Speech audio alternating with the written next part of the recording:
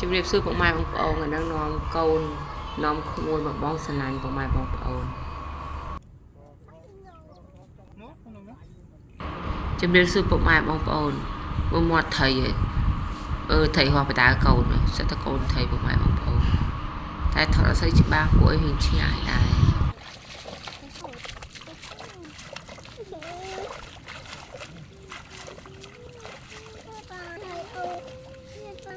អូលួចតិចអូយ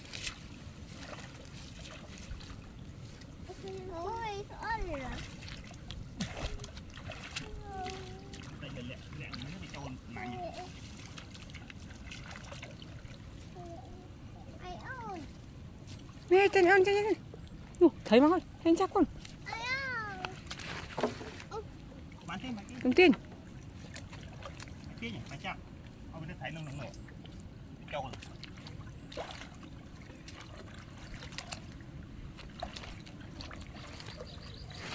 chịu mày chịu ấy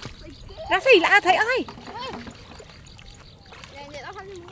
hay hay mày lạ khối nữa hay con phơ lăng lơ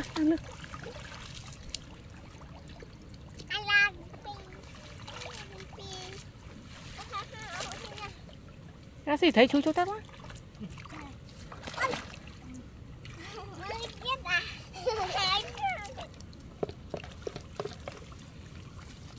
ra xỉ chú lắm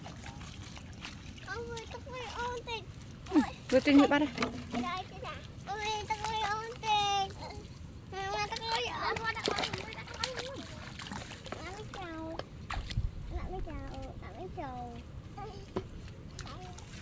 anh trai từ đây anh trai ơi vô kìa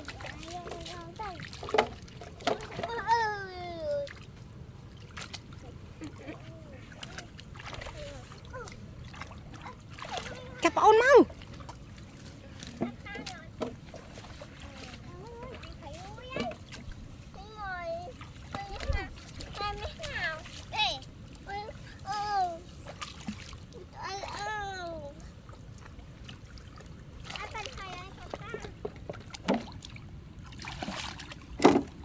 ôi chủ thấy bắn lá mà bà hành ông Pu Minh mới thấy ôn tích ông Pu Minh mới thấy ôn này ông Pu Minh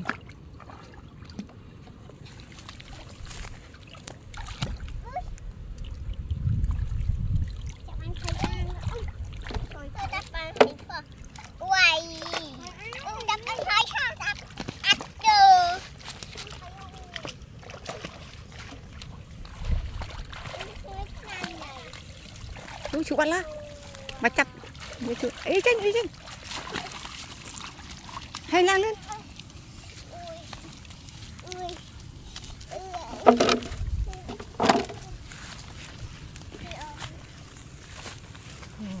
hey.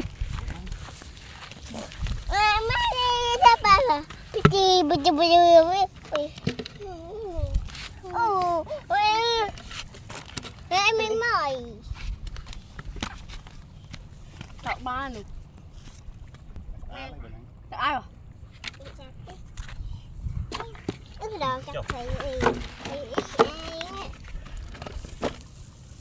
ui mùi thông không đấy cục bánh ăn này ai bên ai sao mày